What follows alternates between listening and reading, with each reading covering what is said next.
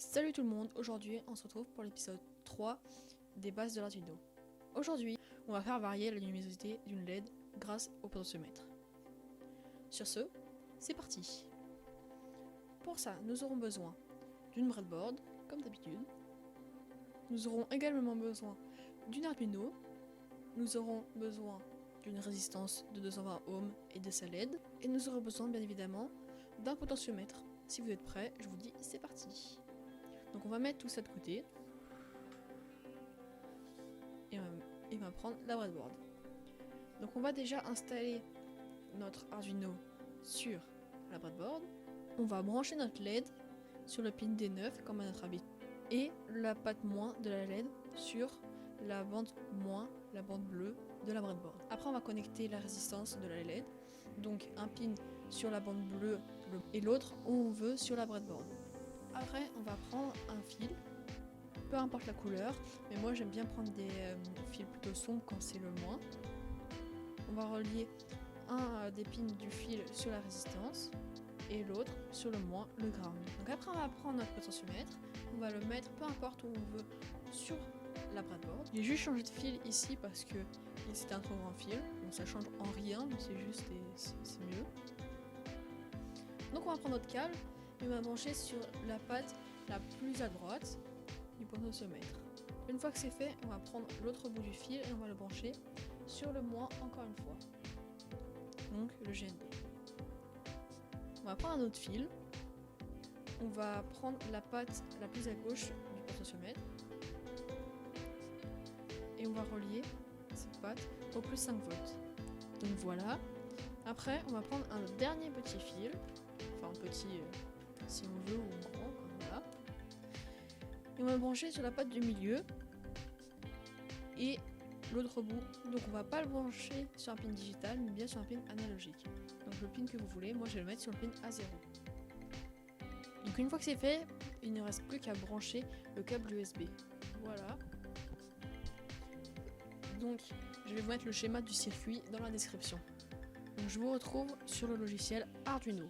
C'est parti. Ok, donc nous voilà sur le logiciel Arduino. On a toujours la même interface. Et on va commencer le code. On va commencer par déclarer la LED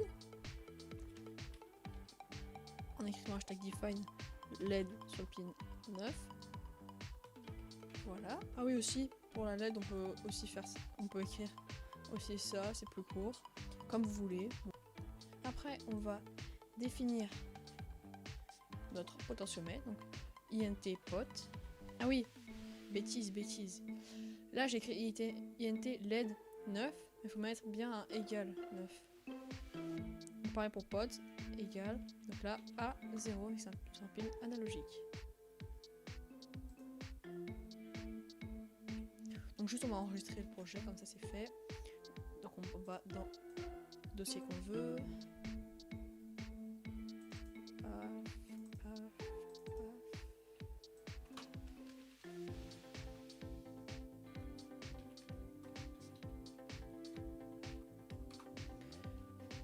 Voilà, j'ai enregistré. Donc là, on va déclarer des variables. On va déclarer la variable pot value, donc la valeur du potentiomètre. On va dire qu'elle est égale à 0 pour l'instant. Après, on va faire de même pour la LED, donc INT LED value. Comme je l'ai déjà dit, on peut mettre donc on veut. On pourrait mettre LED value, LED rouge, LED, voilà, comme vous voulez. Donc là, il y a un LED value, donc on va mettre aussi sur 0.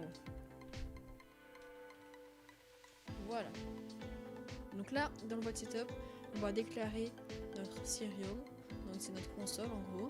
Je vais vous montrer à quoi ça sert. Donc en écrivant serial.begin.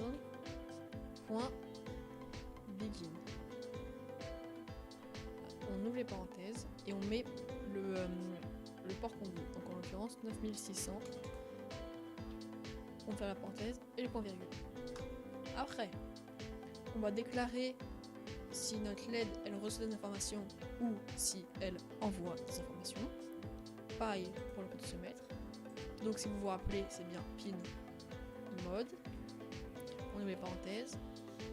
Notre élément, en l'occurrence LED. écoute si elle reçoit des informations. Et puis après, on fait pareil pour le potentiomètre, mais on va mettre input parce qu'elle envoie des informations. Si j'arrive à écrire, ce serait mieux. Voilà, on ferme les parenthèses, point virgule, c'est bon. Donc voilà, là on a terminé notre setup. Donc dans notre loop, on va redéfinir notre variable podValue en écrivant podValue égale, on va dire que podValue c'est égal à ce qu'on lit du potentiomètre. Donc si vous vous souvenez, c'est analog read, on ouvre les parenthèses, on écrit pot parce que c'est notre potentiomètre. On ferme les parenthèses et on met point virgule. Donc là on vient de dire que podValue est égal à ce qu'on reçoit, à ce qu'on lit du potentiomètre. Donc là on va écrire cette ligne de code, donc pot led non, qu'est-ce que je raconte, led value égale map entre parenthèses 0,1024,0,255. Ok, donc c'est bien ça. Donc ça, ce que ça fait, c'est que map, c'est un produit en croix. Je ne sais pas comment vraiment expliquer, mais c'est un produit en croix. En gros, on dit ça, en fait, 1024, c'est du 10 bits, 255, c'est du 8 bits. Et c'est pour convertir du 10 bits en 8 bits, je crois. Je ne suis pas sûre, que ce soit très clair. Mais voilà. Pour faire la conversion.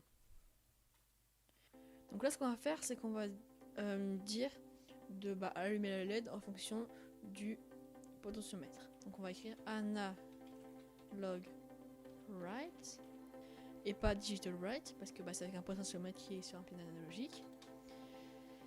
Et entre parenthèses, on va pas mettre LED virgule high ou low. Non, on va mettre LED virgule pot value. Point virgule. Donc on n'oublie pas de vérifier.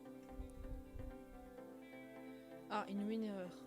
Ah oui, je sais pourquoi il y avait une erreur, c'est qu'on avait oublié d'écrire podValue ici, et c'était pas 1024 mais 1023. Donc voilà, normalement là c'est bon. Vérifier. Opération du croquis. Opération terminée. Donc là c'est bon. On peut vérifier qu'on est bien sur le bon port. Je l'avais pas sélectionné. Comme 3. Et la bonne carte. Arduino, c'est bien. Donc là on peut téléverser. Donc téléversement terminé. Donc là je vais vous montrer le résultat. Donc là si je cache juste la LED de l'Arduino parce que elle est beaucoup trop forte, vous voyez que la LED est éteinte là, et si je tourne le potentiomètre, elle commence à s'allumer si ça veut bien. Donc voilà, c'est juste que mon potentiomètre est complètement nul, donc